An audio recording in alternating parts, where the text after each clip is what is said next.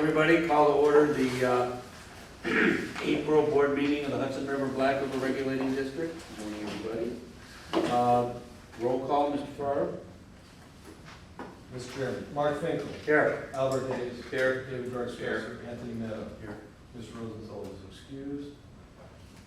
Robert Smullen. Here. Robert Leslie. Here. Robert Fulton. Here. John Hodgson. Here. Stephanie Rizicki. Richard Ferraro. Mr. Chairman. Thank you. Need a motion to adopt the agenda, since there's no need to revise it. So moved. There's two, so we have the. Oh, we have two. We have three other land. That's right, two Oh, is that Resolutions to okay? revise it as such. Oh, okay. I stand corrected. We have to revise that. Make a motion to advance with the two revisions.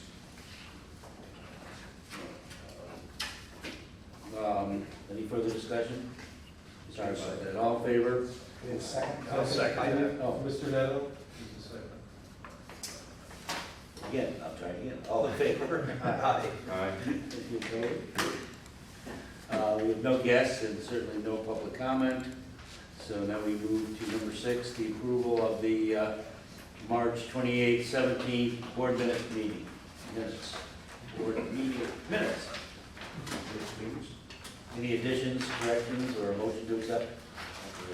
I'll make a motion. Mr. Birchman. Second? Second. Mr. Hayes. Further discussion? All in favor? Aye. Any opposed? Okay, we move to the executive director's reports. Thank you. Good morning, Mr. Chairman, members of the board. Since we last met, a couple items to briefly update you on. We've been very successful in the pool of incoming candidates. We went from 100 applicants to 20 possibles, to approximately 10 who we're inviting for phone interviews, and then 5 or 6 for in-person interviews. The intent right now is for the district to have a in-person evaluation board at the Sacandaga field office with myself, the administrator, John Hodgson, and Albert Hayes as board member to talk to the candidates, to be able to choose 2 or 3 that would meet the district's needs for the summer and support the New York Leaders program. I think it's going very well. We have great interest in it. Secondly, the Great Sacandaga Lake Advisory Council sponsoring the documentary that's being run by the Saratoga County historian. That's well on its way. It's getting into its final stages, if you will. The district has been providing archival materials, some personnel support, content, and they would like to do an interview of me for the film itself. We're working out the script, if you will, to make sure that the content that's in the video is appropriate from the district's position, until it will then be memorialized in this documentary that the council is funding.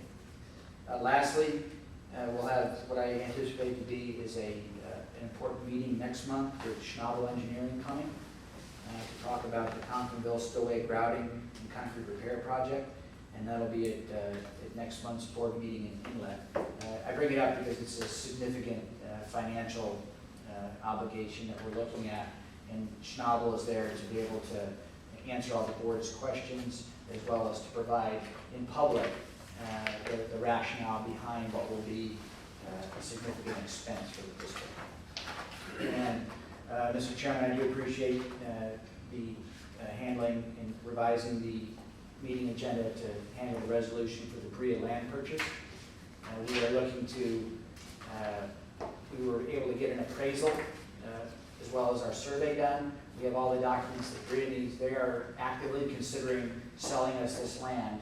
If they do sell it to us, we feel it's beneficial because working with the DEC, we can get a concurrent use permit, and it should, in sequence, clear the way for us to be able to do this project at Hawkinsville Dam without having essentially another party to the discussion, if you will. We think it's worth the money, and we appreciate the board. It came in after the board packets were sent, after our cutoff date for information, but it's helpful to be able to continue the process that we're on.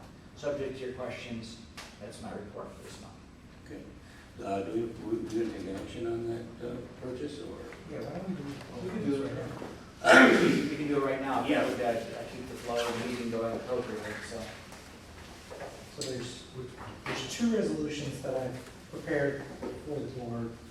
First is a resolution of intent for the regulating district to serve as the lead agency for the purchase of the Berea property, and to issue a notice of determination of non-significance. Basically, doing the secret review and finding that there's no impact to the environment for adding this element onto the greater project. While it's segmented, I think it's probably still appropriate to move forward with the purchase, knowing that the purchase itself is not going to really change the project, and in and of itself doesn't have any impact on the environment. And this first resolution basically just memorializes that. It's strikingly similar to the resolution that we used to neg deck the greater project. Okay, yeah, we need a motion to, I'll make a motion to pass a resolution of intent for the regulating district to serve as lead agency for the purchase of Berea land adjacent to the Hawkinsville Dam reconstruction project, and to issue a notice of determination of non-significant impact. I'll second it. Mr. Murphy? any further discussion from the board? If not, all in favor? Aye. Any opposed? So carried. Second resolution. The second resolution authorizes the executive director to enter into an agreement with Berea to purchase the land facilitating the construction of the earthen embankment adjacent to the Hawkinsville Dam. And here, we have all the authorization that we need. And if you go back to 1928, look at the minutes of the various meetings at which the board assembled the properties underlying Sacandaga, or, at other points in time when they took control of the lands to do each of the other reservoirs. There's not a hell of a lot of detail. There's not a lot of oversight or review. Now, if we were a larger state agency, we would likely be subject to review and oversight by the Attorney General's office and by the Office of State Comptroller. It does not appear as though our statutory, or our enabling statute, limits us in such a way. So basically, the board has the authority to go forward without it. I've got a call out to the Attorney General's Office Real Property Bureau, who said, yeah, you're right. Let us look into that. So they haven't gotten back to us. If they do come back and say that there's some other statute that requires them to have an oversight, then we'll go through them. Otherwise, this basically is giving the executive director the authority to move forward with the real estate transaction as normal. And, bearing in mind that we're going to get a property, or we have a property survey, we're going to get an abstract of title, we'll do a phase 1 environmental assessment, which is basically going to be taking a look at any documentation we have, and probably doing a walkthrough of the site, making sure nobody's dumped hazardous waste there. And then any other documents associated with the sale, enter into a purchase and sale agreement, pay our typical closing costs, the real estate recording fees if we need to, legal fees, et cetera, and title insurance costs. And that this resolution basically gives the executive director the ability to move forward in the negotiation of Berea and consummate the transaction. Does the final sale have to come back to the board? No, this would authorize. Is there a tentative offer? Yeah, I mean, is there a price? There's not. The reason Berea was very interested in an appraisal, because they've been paying for it at a certain level. It's very consistent with the appraised price, which I think Stephanie was $7,800 is what it came back to be. The cost of the property, yes. Yeah, so, relatively speaking, it will clear the way for us to be able to not have a third party. You say $7,800? Yeah. For .978. Yeah. The second couple of pages show a map of the property and then the appraisal If anything comes back to anything contrary to that in any significant way, we'll bring it back to the board Okay. and talk about it. So I think that, this would just allow us, if Korea is willing to sell, which we think they are willing, because they were the ones that approached us to do so, we'll buy it from them, and then that'll allow us to move forward with DEC uninhibited by another party. I understand that. Okay, so we need a motion. I'll make the motion. Mr. Burgess. Second. Mr. Neno. Any further discussion? All in favor? Aye. Any opposed? Very good. Contracts. Resolution to amend contract D 032015 for concrete testing services provided by Atlantic Testing Laboratories. Mr. Fulton. Thank you. The memorandum is on page 55. I recall in December 2015, the board awarded a contract to Atlantic Testing to supply concrete material testing services during the repair of the ice sluice project. That contract was awarded for a not to exceed price of $6,762. The contract was signed by Atlantic Testing District in the end of 2015 in anticipation of the beginning of the construction of the ice sluice project in 2016. And of course, the ice sluice project has been delayed, is now expected to begin June this year. However, the effective date of the contract D03-2015 expired and need to be amended and updated. So in anticipation of the beginning of the ice sluice work, the staff recommends amending contract D03-2015 to reflect an expiration date of December 31st, 2018. Seeks board acceptance of the recommendation and authorization to amend the contract and authorization for the executive director to execute the amendment. Is there a change in the cost? Okay, that's all I wanted. Do you have a motion to that effect? I'll make the motion. Mr. Burgess. Second? I'll second that. Mr. Hayes. Further discussion? All in favor? Aye. Any opposed? Staff and committee reports. Governance Committee, Chairman Hayes. Let's see, we got a resolution to satisfy the annual review and approval of the investment policy. Mr. Ferrara. Again, all three policies subject to public authorities law, no changes in any of these subject policies, and I recommend the board approve the resolution. You can do each. Do them individually. Do them individually. Move to recommend to the board. as So we- presented. Okay. So you made a motion? Yeah, I'll make a Okay. motion. Second? You want a second that? I'll second it. Okay, any further discussion? Okay, now we need a resolution, all in favor? Okay. Any opposed? All right, the second one, well, you need, it's your committee, you need this one, I'm sorry. Yeah, hand back. Yeah. Need the gavel. Just, Have a slide closer to them? We have a resolution to satisfy the annual review and approval of the procurement policy. Mr. Ferrara. And no change to that policy aside from the omission in the policy as presented in the board packet, clarified on the version on the website, to include the SDVOB portions, which were approved last April. you have a second to that motion? I'll second. Further discussion? First, I'm sorry, first. I'll make the motion. Mr. Burgess first.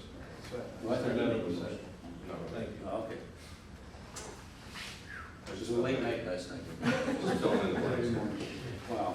Just helping me fill in. All in favor? Aye.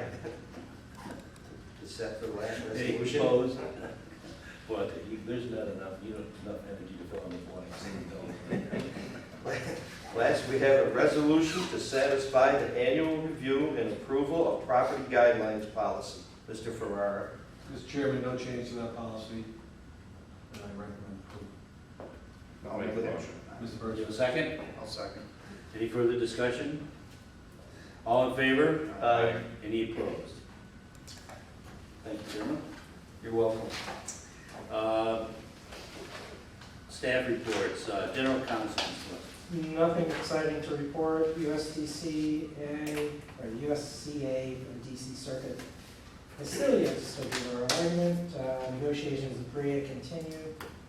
We haven't had any foils. That's about it. Okay, any questions? And that work is on display earlier in the meeting.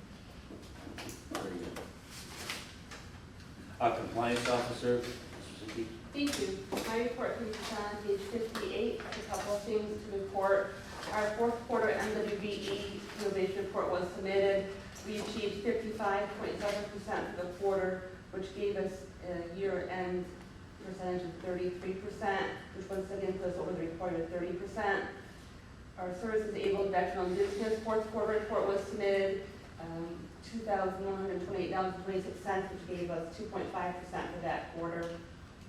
As a reminder, on pages 59, 60, and 61, you'll find the contract staff report sheets. They're there for your review. Just take a look at them. If you have any questions, let me know. And they satisfy the public authority requirement, section 2879. Do you have any questions? Thank you. Any discussion, questions? Okay.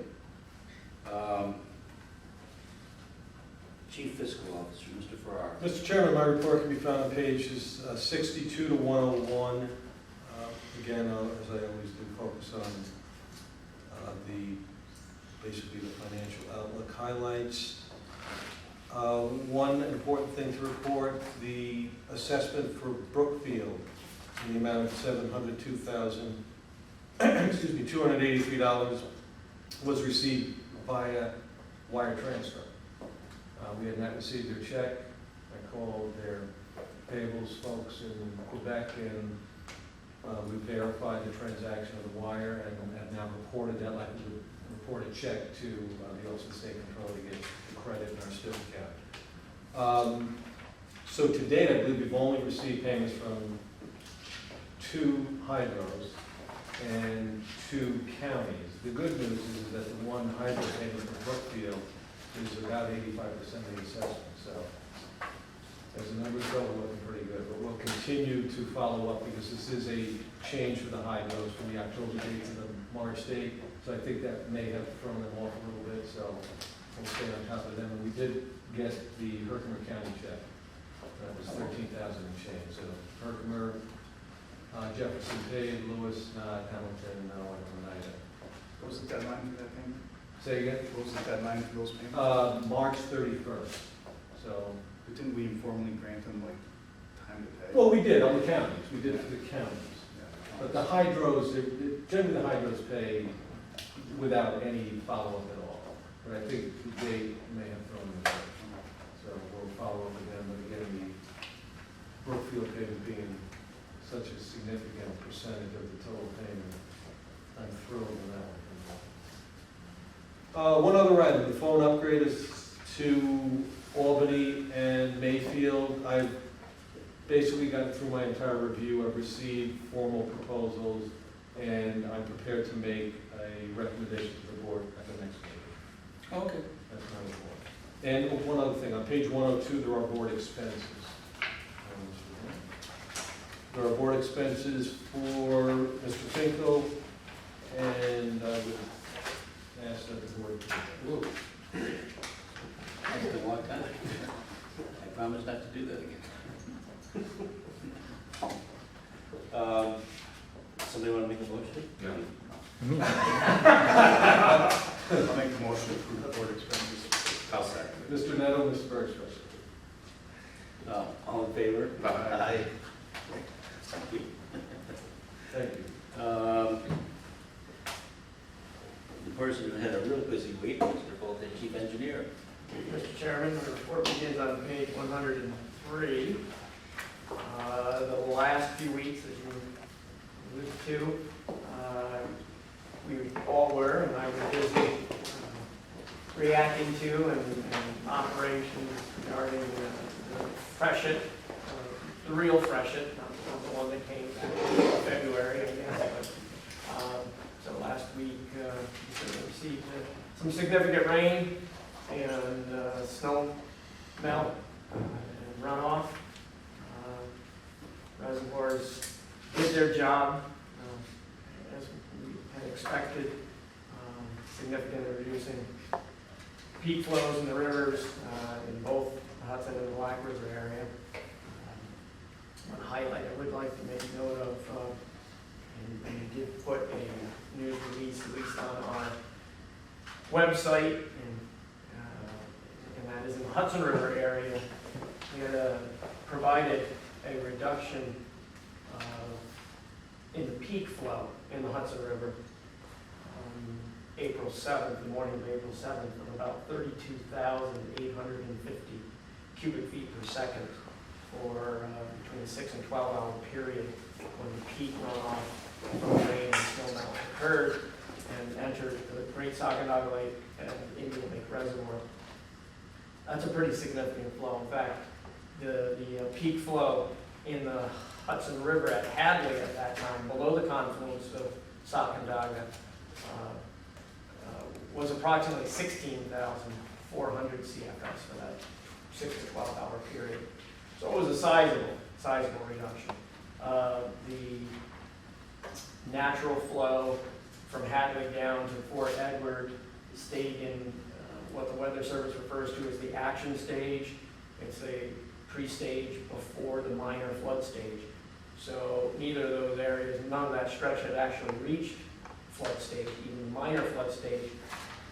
However, had we not stored over 2.2 billion cubic feet of water at Indian Lake and Sacandaga, and not stored that 32,800 CFS, which was amounted to about 67% reduction in peak flow that theoretically would have occurred had we not operated the reservoirs for storage. The flood stage would have, or the river stage between Hadley and Fort Edward would have increased by about 6.2 feet, and it would have actually exceeded major flood stage by over 2 feet.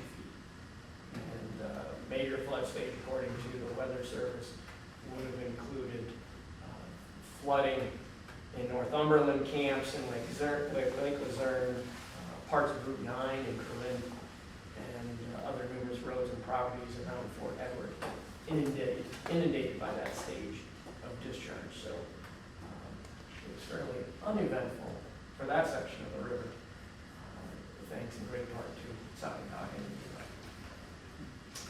You know, I would ask, that sort of get written up for a newsletter to let people know. Yes. So, Mr. Chairman, if I may, Yeah. from the Great Sacandaga Lake Association, the chairman of their water level committee has written the following and sent it out to all of the members of the GSLA, which is a similar mailing list to ours. And I'm going to take some action to make sure that gets publicized in the downstream counties. Quote from David Smale: steps taken by the regulating district to control flooding. And Mr. Smale takes it even a bit further than the chief engineer's technical presentation. But since April 5th, the regulating district has only made releases from the Great Sacandaga Lake to maintain the minimum instantaneous flow of 350 cubic feet per second on the Sacandaga River below the Stewart's Bridge Dam. In bold, if the Conklingville Dam had not been built and the inflow to the Great Sacandaga Lake had not been stored, several towns and cities downstreams would have experienced flooding this week. For example, at 9:00 a.m. on April 8, 2017, the water level on the Hudson River at Fort Edward was 24.51 feet with a flow of 18,600 cubic feet per second. The inflow to the Great Sacandaga Lake was averaging 15,500 cubic feet per second. If that flow were added to the Hudson River, the level at Fort Edward would be above 28 feet. At Fort Edward, minor flooding starts at 26 feet, with moderate flooding at 27 feet and major flooding at 29 feet. So, the proof is positive from the GSLA, from David Smith. So, Good. the regulating district is doing well. One of the, we talked about briefly, and I know it's not our dam, but since I go to Indian Lake all the time, all I hear when I get there is Abenaki and that dam. Is there any possibility we've got to get involved in that? I know it's not our dam. Right. another problem. No, I mean, we kind of keep an eye on it just to make sure that our discharge and our operations isn't impacted, obviously. The town seems to be, although they have to work hard at it, you know, keeping on top of their contractor.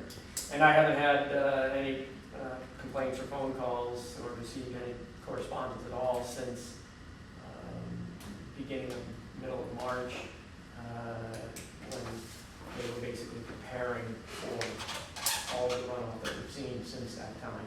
Okay. So I think they've got things All right. pretty well handled right now. I also have a memo on page 137, which in part is just an update, a little bit of record keeping, but regarding our dam safety program, the external audit that was conducted by Lee Wooten of GEI Consultants was completed, and the memo was a little bit more detailed, but in summary, Mr. Wooten concluded that our dam safety program is effective and generally conforms with the guidelines that are set forth by FERC, and that the staff, we found that the staff and the program is mindful and conscientious about dam safety, consistent with the FERC requirements, and that he found that dam safety is paramount concern of the district and staff at all levels. So, in general, I think it's an excellent review by our external auditor. That audit has been done to comply with FERC's requirements. And I have included with the memo the actual update, taking Mr. Wooten's comments. I provided to the board the actual revised dam safety program document for your review, and would just like to take the opportunity to review just a couple of the board's requirements. Again, that covers us in terms of some training as well as compliance, but in the dam safety program, in section 4 of the dam safety program, there's responsibilities and functions, and the board's responsibilities, as well as the executive directors and staffs, are listed there. And as you might suspect, the board is to ensure and see that staff and management conduct and create and implement an appropriate plan for dam safety. The board's responsibility includes seeing that staff is technically competent and proficient in the field of dam safety and has the resources to ensure compliance with the policies and objectives of the program. At any time, just now, if you guys have any questions concerning the program, I certainly can answer those. If you have any now, I'd be glad to discuss the program further. But otherwise, I think we're sitting in a good position regarding FERC and our need for a dam safety program. Any questions or comments? No, man, we were all about that. Remember, how was the fresh at Black River side? Because we just Yeah, I think it was pretty Charged. typical of a spring runoff. You know, our impact is significantly smaller. The Stillwater had about a 2,000 to 2,500 CFS inflow during the more recent peak. So, with the release that we were making, that maybe affects about 1,500 CFS. So we can go down like 8 to 10% remaining in terms of the amount that we would draw. But certainly it has a positive effect. In the Beaver River, it's certainly a much better situation because the flow of the Beaver River would have probably exceeded twice what was measured down in Croton. Although that area is primarily just the hydro plants, with the exception of some smaller, some cottages that are out there. And so the benefit, while large, doesn't really affect those who aren't already prepared for i.e. Brookfield's facilities Mhm. prepared for and can handle larger flows. But you know, we could certainly provide some storage there. Okay, thanks. So then the one that usually gets quit Yeah. when they come in. Any other questions or comments? Thank you for your report. Our administrators.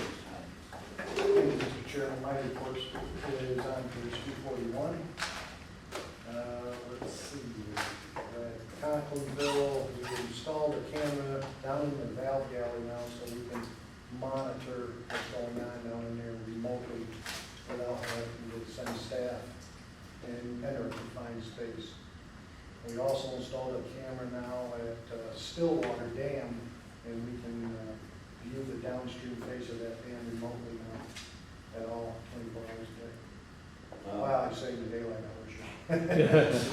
So, Or a full moon. right. Yeah. And then the other thing I had, I attended a public workshop for the Fort Drum Joint Land Use Study in Loudville last week. And that's all I have. I'd be glad to answer any questions anybody may have. Very good. Any questions? Are they gonna use our dock this year over there by the facility? I haven't Stillwater heard facility. on, I can do a follow-up. I was just curious, I can go call and see if over they're, Thompson's, we're gonna use that for their barbecue. I haven't heard anything. Didn't we offer it to them? We haven't had any communication on it, so we assume so. Yeah. So we'll check back with them. All right, And, thanks. Okay. Any other comments, questions? Any board member questions or comments? Being none, need a resolution for the next board meeting, May 9th, and then what? Then make that motion. Second? I'll second it. Any discussion? All in favor? Aye. Any opposed? And finally, a motion to adjourn. So moved. Second?